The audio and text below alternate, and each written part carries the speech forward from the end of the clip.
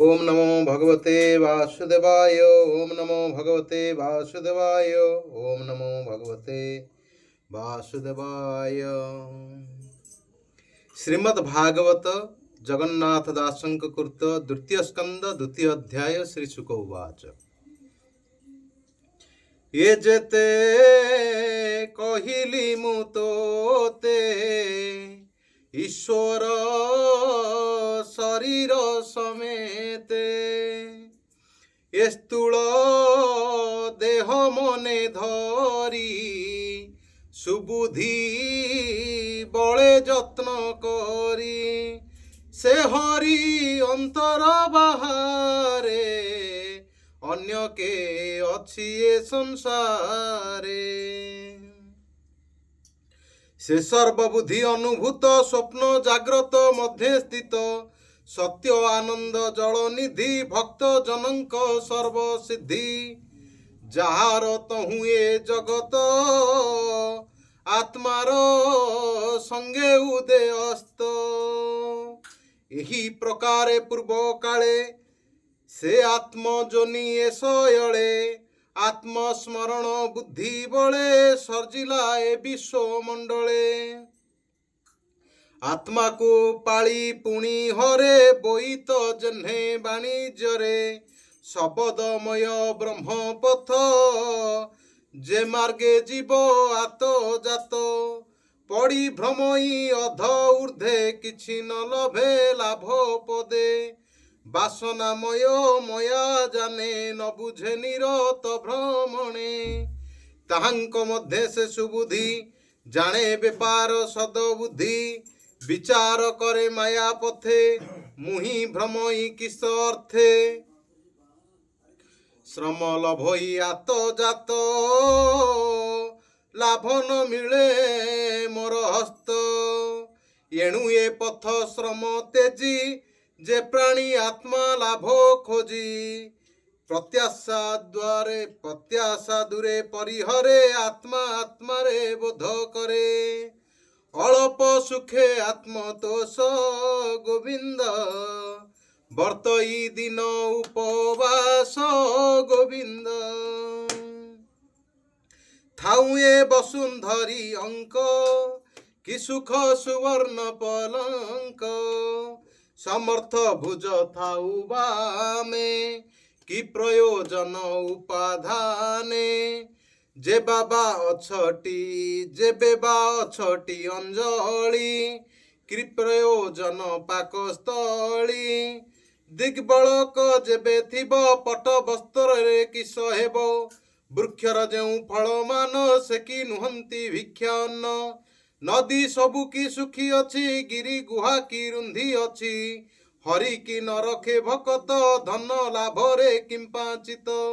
एमंत भावे कृष्ण पादे जे प्राणी भजंती आनंदे से किंपा धनी गर्भी लोके क्षण भजीव आत्म सुखे यही प्रकारे आत्मा चित्ते सिद्धि लभंती अनुभूते से प्राणी हुए कृत्य कृत्य ताहांकु प्रसन्न अनंत एणु निरते आत्मजोगे भजीव कृष्ण पाद जुगे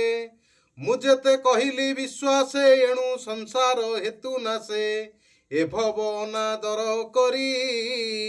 संसार चिंता चिते भरी पशु मानकर ए गति माया संसारे जे भ्रमंती देखो संसारे प्राणी जेते जंत्रित कर्मर आयोते बैतरणी नामे नदी जातना मध्य से प्रसिद्धि तोही पड़ई देखु देखु तांको जीवन के बारखु अर्जिला कर्म फल लभी अशेष देह ताहा से भी एबे हो शुण नृपमणि तेणु संसारे तरे प्राणी सेवा नर शरीरे धारणा जोग निर्विकारे सोते हृदय प्रकाशे से हरि घोर तमनासे प्रादेश मात्र रूप धरी विजय प्रभु नर हरि सूक्ष्म स्वरूप रूप तार शुण सानंदे कुरुवीर श्याम सुंदर भुज चारी शंख कमल चक्रधारी ଧାରଣ ଯୋଗେ ଏହା ଚିନ୍ତି ନିଶ୍ଚଳ ନୟନେ ଦେଖନ୍ତି। ପ୍ରସନ୍ନ ଶ୍ରୀମୁଖ ମଣ୍ଡଳ ଲୋଚନ ପୁଣ୍ଡରିକ ଦଳ କଦମ୍ବ କିଞ୍ଚଳ ସୁରଙ୍ଗ ପିତ ବସନ ସୋହେ ଅଙ୍ଗ ଅମୂଲ୍ୟ ହାର ବକ୍ଷସ୍ଥଳେ ରତ୍ନ କେଉର ବାହୁ ମୂଳେ ସୁବର୍ଣ୍ଣ କିରୀଟ କୁଣ୍ଡଳ ସୁନ୍ଦର ଅଳକା କପୋଳ ହୃଦୟ ପଦ୍ମ ମଧ୍ୟେ ସ୍ମରି ଏ ରୂପ ଚିନ୍ତେ ବ୍ରହ୍ମଚାରୀ ଶ୍ରୀବତ୍ସ କୌସ୍ତୁଭ ମଣି ସୁବର୍ଣ୍ଣ ସୂତ୍ରେ ସୁଖ ଖଣି ଆଜାନୁଲମ୍ବେ ବନମାଳ କନ୍ଧୁ ବେଷ୍ଟିତ ବକ୍ଷସ୍ଥଳ ରତ୍ନ ମେଖଳା କଟି ମାଝେ ଅଙ୍ଗୁଳେ ମୁଦ୍ରିକା ବିରାଜେ ଅଙ୍ଗଦ ନୂପୁର କଙ୍କଣ ବିବିଧେ ଅଙ୍ଗେ ଆଭରଣ କମଳ ପୁଷ୍ପ ଶିରେ ସୋହେ ନୀଳ କୁନ୍ତଳ ଜନ ମୋହେ ସୁନ୍ଦର ହସିତ ବଦନ ଅଞ୍ଜନେ ବିରାଜେ ନୟନ ଭ୍ରୁଭଙ୍ଗ ଅନୁଗ୍ରହ ମୁଖ ଭ୍ରୁକୁଟି କୁଟିଳ ସୁରେଖ ଏମନ୍ତ ଈଶ୍ୱରର ଦେହେ ଚିତ୍ତ ଚିନ୍ତିବ ମାୟା ମୋହେ ଯାବତ ଧାରଣାର ବଳେ ମନ ନ ରହେ ସୁନିଶ୍ଚଳେ ଏମନ୍ତେ ଏକ ଏକ ଅଙ୍ଗେ ନିତ୍ୟ ଭାବିବ ବୁଦ୍ଧି ଯୋଗେ ହାସ୍ୟ ବଦନୁ ପାଦ ଯାଏ ଭାବିବ ବିଷ୍ଣୁ ସ୍ଥୂଳ ଦେହେ ସ୍ଥାନକୁ ସ୍ଥାନ ଧ୍ୟାନ କରି ଭିତରେ ପଶିବ ପ୍ରସାରୀ ଯାବତ ବୁଦ୍ଧି ଏ ଶରୀରେ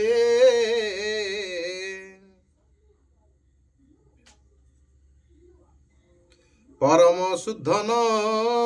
ବିଚାରେ ଯାବତ ବିଷ୍ଣୁ ନିଜ ଦେହେ ନ ଦେଖି ତତ୍ଵର ଉଦୟେ ତାବଳ ସ୍ଥୂଳ ରୂପ ଚିନ୍ତି ଚିତ୍ତେ ସ୍ମରିବ ନୀତି ନୀତି ସୁଖେ ବସିବ ସ୍ଥିରାସନେ ସ୍ଥୂଳ ଶରୀର ଯୋଗ ଧ୍ୟାନେ ଏମନ୍ତ କରିବ ଧାରଣ ଯାବତ ନ ଘଟେ ମରଣ ପବିତ୍ର ପୁଣ୍ୟ ତୀର୍ଥ କାଳେ ମନନ କରିବ ଚଞ୍ଚଳେ ଯୋଗ ଧାରଣେ ପଞ୍ଚ ପ୍ରାଣ ସାଧିବ ସମାଧି ଧାରଣ ଆସନ ପ୍ରତ୍ୟାହାର ବଳେ ମନକୁ ସ୍ଥାପିବ ନିଶ୍ଚଳେ ମନ ସହିତ ଇନ୍ଦ୍ରିଗଣ ନିର୍ମଳ ବୁଦ୍ଧିରେ ସଂଯମ ସେ ବୁଦ୍ଧି କ୍ଷେତ୍ରଜ୍ଞ ପ୍ରମାଣୀ ଆତ୍ମାରେ କ୍ଷେତ୍ରଜ୍ଞଙ୍କୁ ଜାଣି ଆତ୍ମାରେ ଆତ୍ମାକୁ ନିରୋଧୀ ଏମନ୍ତ ଜନେ ଯେ ସୁବୁଦ୍ଧି ଆତ୍ମାର ଲାଭ ଲଭେ ହେଳେ କର୍ମ ଛାଡ଼ିବୁ ତେତେବେଳେ ଏଭାବେ ଜୀବର ନିସ୍ତାର କାଳର ନାହିଁ ଅଧିକାର ଯେବେ ନୁହନ୍ତି ଜହିଁ ହିଂସ୍ର ତ୍ରିଗୁଣେ ନୁହନ୍ତି ପ୍ରବେଶ ଇନ୍ଦ୍ରିୟ ଗଣେ ଅଗୋଚର ନାହିଁ ମହତ୍ଵ ତତ୍ଵ ଦୂର ଏ ଘେନି ବୈଷ୍ଣବର ଧାମ ପରମ ପଦ ତାର ନାମ କେବେ ନ ପାନ୍ତି ଯାର ଚିନ୍ତି ନ ଜାଣୁ କହନ୍ତି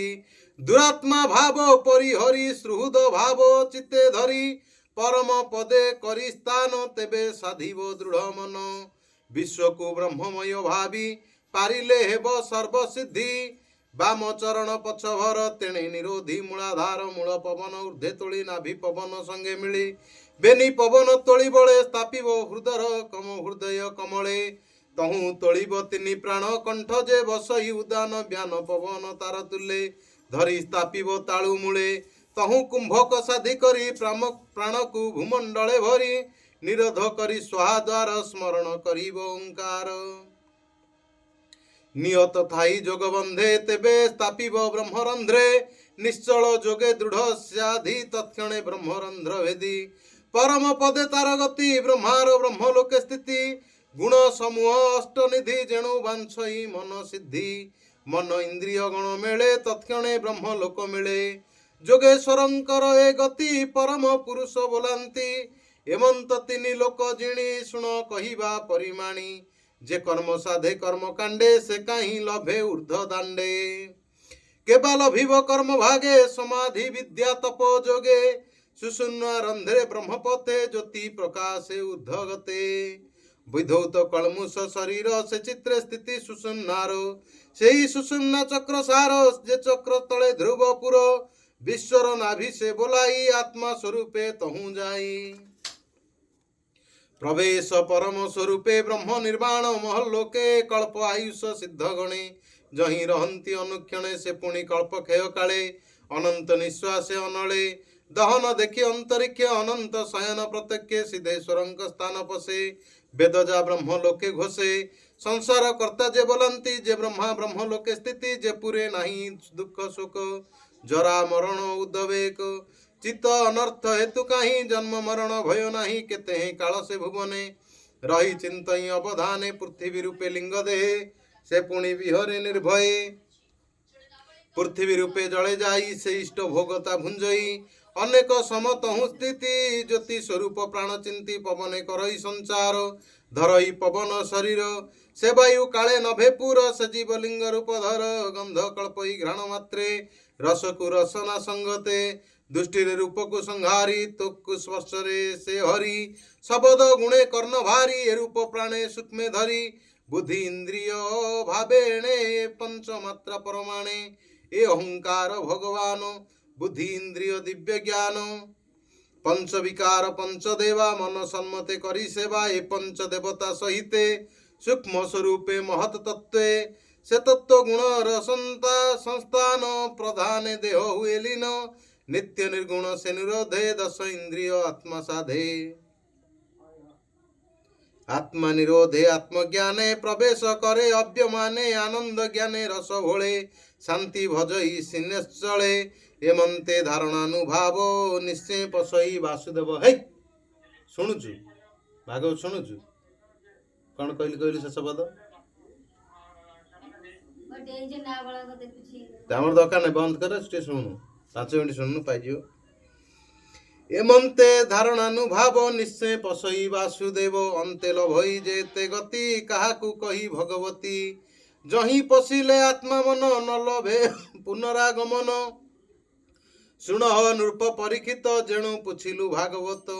मोक्षर मार्ग मु कहिली तो मनु संशय छेदिली तेणु कहिली श्रुति जोगे तोर समीपे अनुरागे दैव काल अवसाने एणे कहिबा दिव्य ज्ञाने ब्रह्मार तपे होई तो स विष्णु जे देले उपदेश से पद कहिली मु तते एबे तू शुण एक चिते संसार संचरंती जेते से काहि जीवे विष्णुपते से कथा शुणी प्रिय भावे से भक्ति लभे वासुदेवे ब्रह्मार तप कष्टे करी जहा कहिले दया करी से सर्व ब्रह्म वेद सार सकल बुझी तिनि बार से हरि सर्वभूत मध्ये नित्य विहरे आत्मा पदे से हरि सर्वभूत मध्ये भूत शब्द अर्थ होची जीव हरि सबु जीव मानक मध्य रही आत्मा रूप रे बा परमात्मा रूप रे हरिंकी कर्ण पथे शुणी मुखे निरत नाम भणी एटा बुझी होची हरि को निरंतर भजन करने को पड़िबो एवं हरिंकर कथा को कान रे सुनिबा एवं मुखरे निरंतर भाव रे भगवान नाम कीर्तन करिबा से हरि कथा मृत रस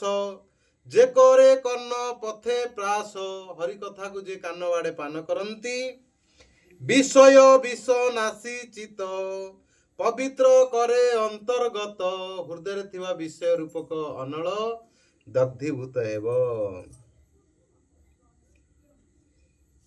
हृदय पवित्र हेब गोविंद चरण कमले पसई भक्त जोग बळे ए भागवत रस चिते सुजन पिय कर्ण पथे विषय रस जाऊ नास कहई जगन्नाथ दास इति श्रीमद्भागवते महापुराणे परमहंस संहितायां 82 द्वितीय स्कंदे शुक परीक्षित संवादे जोग स्मृति द्वय वर्णने नाम द्वितीय अध्याय। हरे कृष्ण।